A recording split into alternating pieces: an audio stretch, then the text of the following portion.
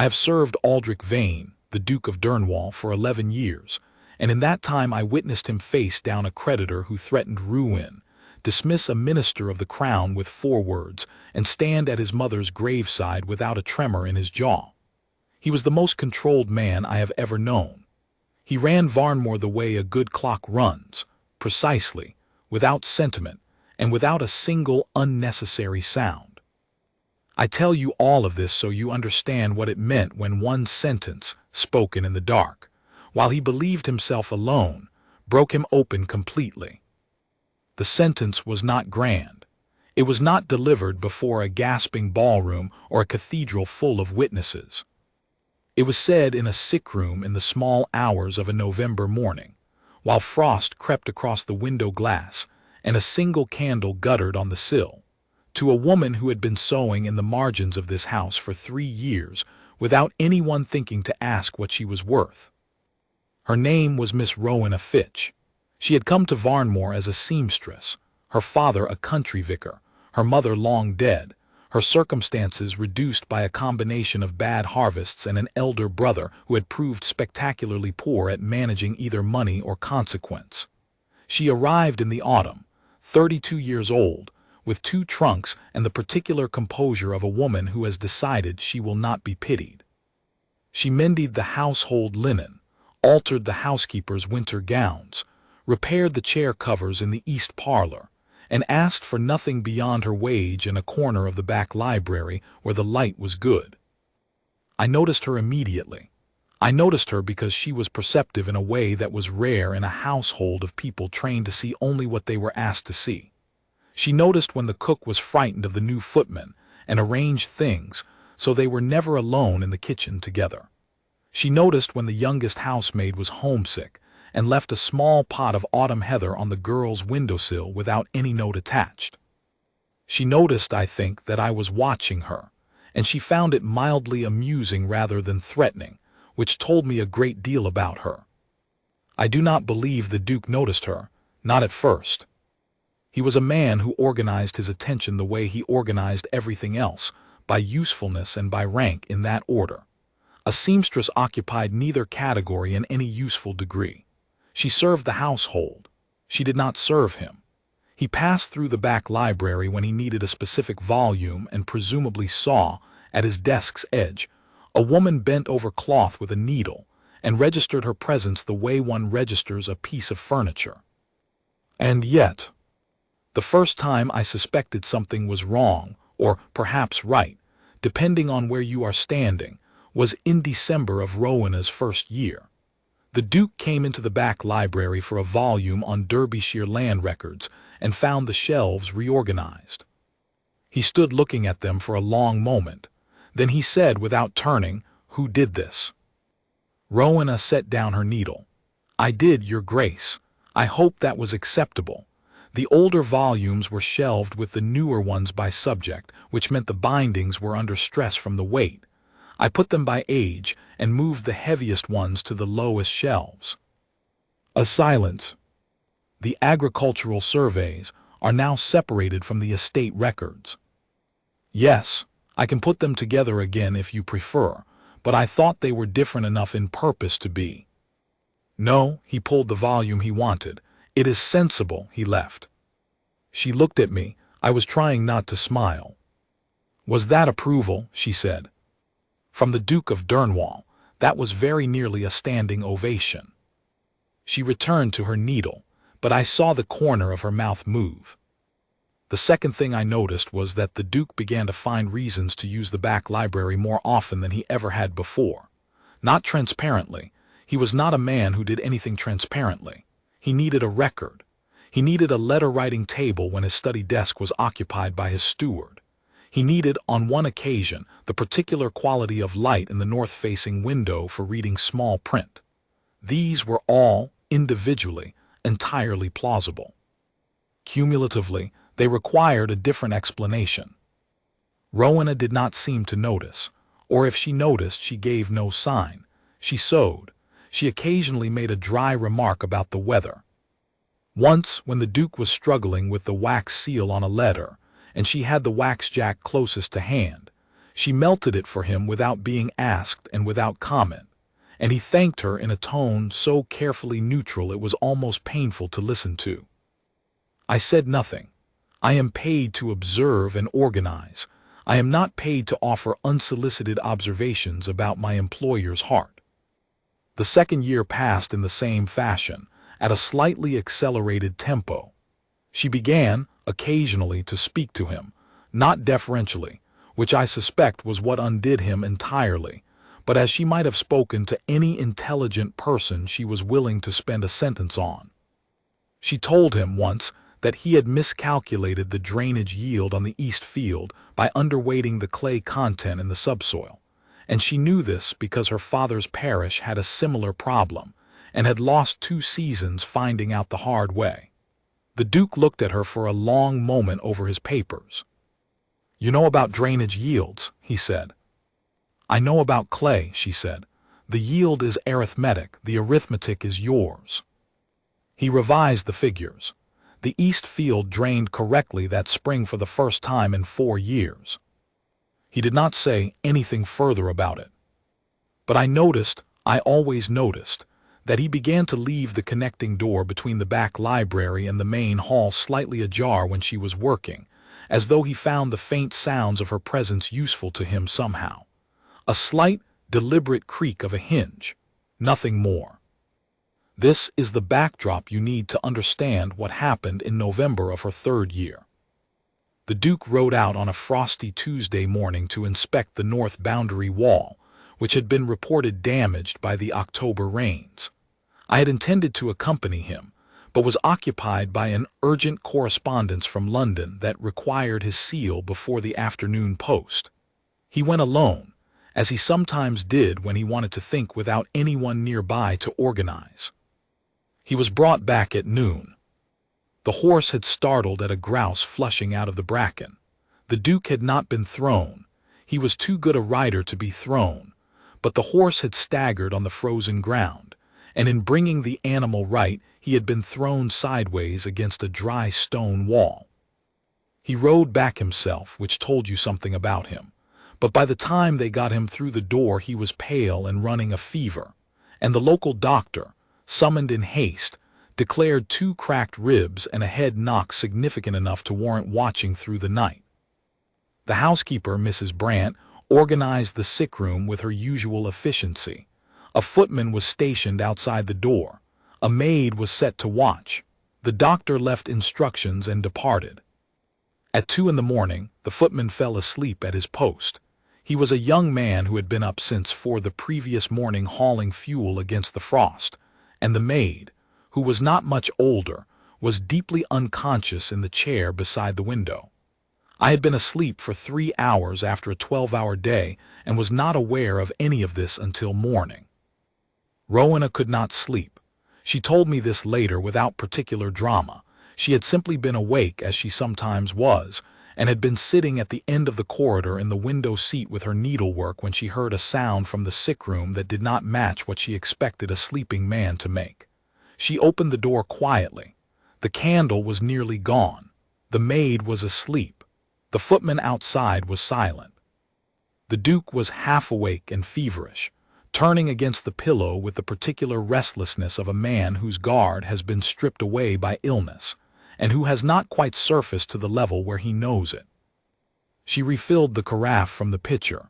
She wrung out the cold cloth and pressed it to his forehead. She did these things competently, without fuss, the way she did everything. And then he spoke. She told me afterward that she almost missed it. He was speaking quietly, without structure, the way a feverish person speaks, but it was not rambling. He said, "I have been thinking about you since the first morning you reorganized those shelves and did not apologize for it, and I have no idea what to do with that, and I would be grateful if you would tell me what I am supposed to do with it." Then he closed his eyes and was quiet. She sat there for some time. Then she replaced the cloth, checked that the candle had enough life left to see the room through to first light, and went quietly back to the corridor. She did not tell me immediately. I noticed in the morning that she was slightly more careful with the Duke's name than she had been before, which, in Rowena's emotional vocabulary, was roughly equivalent to anyone else pacing the corridors in evident agitation. I noticed that the Duke, when he was brought to consciousness and informed of the night's events, asked the footman and the maid a few brief questions and then asked, almost as an afterthought, whether anyone else had looked in during the night. The footman didn't know. The Duke said nothing further, but he was quieter than his usual quiet for the rest of the day, which was a different quality of silence altogether. He recovered quickly. Cracked ribs are a misery, but he was a healthy man and stubborn about everything, including illness. By the third day he was up. By the fourth he was seated in his study reviewing correspondence, which the doctor considered premature and which the Duke considered non-negotiable. He said he would not lie in a sick room staring at the ceiling, while Varnmore ran itself into the ground. I sorted his letters. I said nothing. The situation in the house during those 4 days was peculiar in a way I find difficult to describe. It was like watching two people navigate the same hallway while pretending the hallway only had room for one. She was in the back library. He did not go to the back library. She took her meals in the servants' hall, as always.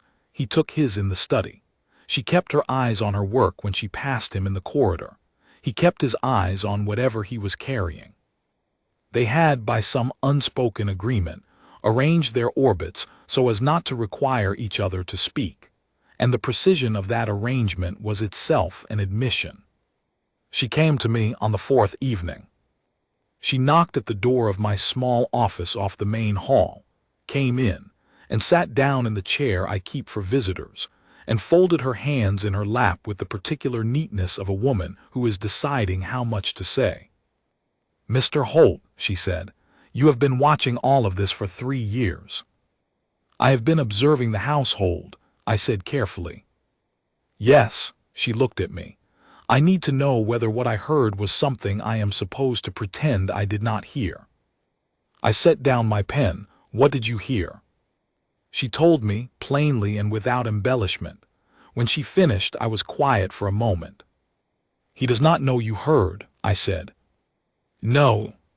He may never know you heard if you choose that." She was quiet. Outside, the frost was thickening again on the library window. A coal settled in the grate. "Is it true," she said, "what he said? Not I do not mean, I am not asking you to violate anything. I am asking whether you believe it to be true from what you have seen." I have served Aldrich Vane for 11 years. I watched him find reasons to use a back library he had visited perhaps twice a year for the previous decade. I watched him revise drainage figures based on a seamstress's offhand remark and say nothing about it afterward. I watched him crack the east boundary and leave the connecting door ajar, and stand in the corridor outside the library for 30 seconds longer than any errand required. "Yes," I said, "I believe it to be true." She nodded. She sat with that for a moment. Then she said, "What does a man like him do when he has said something he cannot unsay?"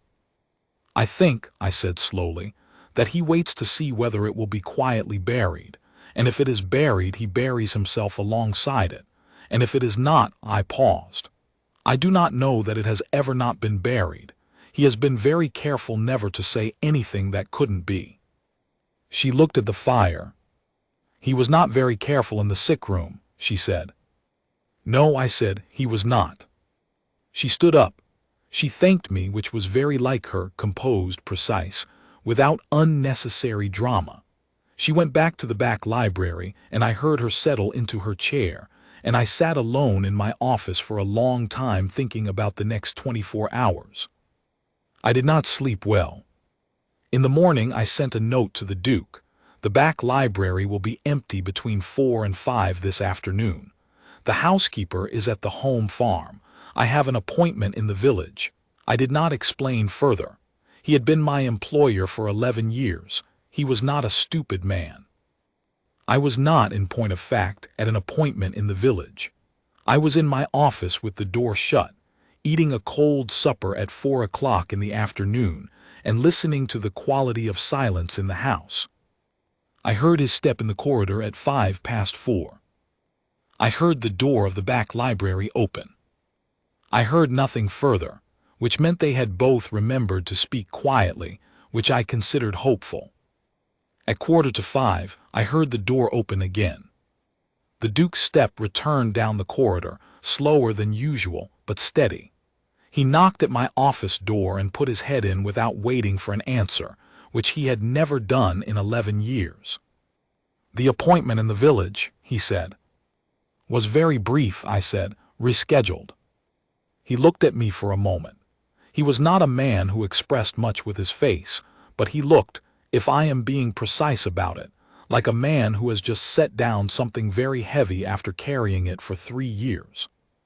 "You will need to speak to the solicitor in Derby," he said, "about settlements." "Yes, Your Grace." "Next week." "Of course." He looked at the fire in my grate. "She said yes," he said, which was the most unnecessary sentence he had ever spoken to me, since I could see perfectly well from his face that she had, and he knew I could see it, and he said it anyway. "I'm very glad," I said. He nodded. He withdrew, pulling the door shut behind him with slightly more care than the door required. I sat alone in my office. Outside in the back library I heard the faint sound of a chair being pushed back, and then a door, not the main corridor door, the garden door that Rowena sometimes used in good weather to bring the light in. I heard it open. I heard her step on the frost-hard path. I heard it again. Him, a few moments later, following without hurry. Then nothing but the wind off the moorland, and the occasional cry of something distant in the dark. It was December now. The frost was settled in for the season. The back library was quiet and cold, the needle left in the cloth, the candle burning down on its own toward nothing. 11 years of precise silences, and now this. A man who ran everything like a good clock, standing in a frozen kitchen garden in the dark because he had said one true sentence in a fever and had not, when it came to it, been able to wish it unsaid. I let them be. I blew out my own candle and found I was smiling in the dark, which was not at all the sort of thing I usually did, and could not seem to stop. The wedding was in February, in the small chapel at Durnwall, with the moorland still gray beyond the glass and snowdrops just beginning at the chapel steps. 4 people present and a clergyman, which was exactly as they both wanted.